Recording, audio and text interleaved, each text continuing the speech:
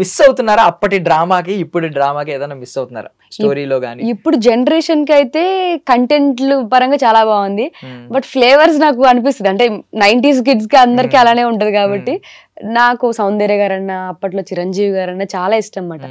ఇప్పుడు అది లేదేమో మేబీ, అది ఇప్పుడు జనరేషన్ తగ్గట్టు కూడా ప్రతి ఒక్క ఫిల్మ్ మేకర్ గానీ అదే చేస్తున్నారు. అది ఆర్టిస్ట్ గా కూడా నేను ఇప్పుడు అక్కడ సినిమాల్లాగా ఇప్పుడు పాత సినిమాలు బ్లాక్ అండ్ వైట్ సినిమాలో నేను చేయలేను. సో రిక్వైర్మెంట్ ఏంటంటే ఇప్పుడు ప్రజెంట్ జనరేషన్ కి కనెక్ట్ అయ్యేలానే ఉంటుంది, లైక్ కాలేజ్ బ్యాక్ డ్రాప్స్ కానీ సో ఇలాంటివి. సో ఈ ఖైదు సినిమా కూడా అంతే, లైక్ మర్చిపోతున్న ట్రెడిషన్ గానీ ఎమోషన్స్ ని గానీ, సో ఏది మనం మిస్ అవుతున్నాము, ఒక ఉమెన్ ఎంతవరకు చెయ్యాలి, తను ఎలా చేస్తే నిలబడగలుగుతుంది సమాజంలో అనే దాంట్లోని ఖైదు సినిమా కూడా వచ్చిందండి.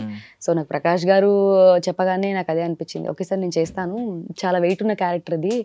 అలాగే మన మేకా రామకృష్ణ గారు ఆయన ఆర్టిస్ట్ గా, ఆయన ప్రొడ్యూసర్ గా చేస్తున్నారు ఈ ఫిలిం లో. సో ఆయనతో కూడా మంచి ఎక్స్పీరియన్స్ అనమాట, లైక్ మంచి ఆర్టిస్ట్ ఆయన. సో అలాంటి పెద్దవాళ్ళతో కూడా వర్క్ చేయడానికి చాలా హ్యాపీగా ఉందండి.